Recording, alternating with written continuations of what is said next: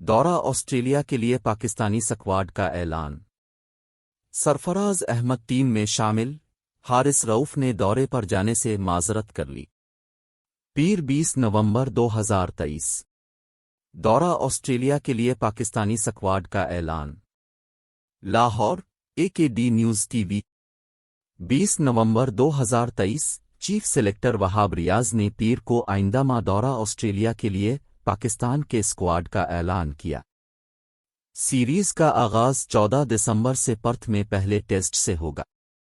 Pakistan squad میں شان مسعود کپتان، عامر جمال، عبداللہ شفیق، ابرار احمد، بابر اعظم، فہیم اشرف، حسن علی، امام الحق، خرم شہزاد، میر حمزہ، محمد رضوان، محمد وسیم جونیئر، نعمان علی، سائم ایوب، سلمان علی آغا، شاہین آفریدی، سعود شکیل، سرفراز احمد شامل ہیں۔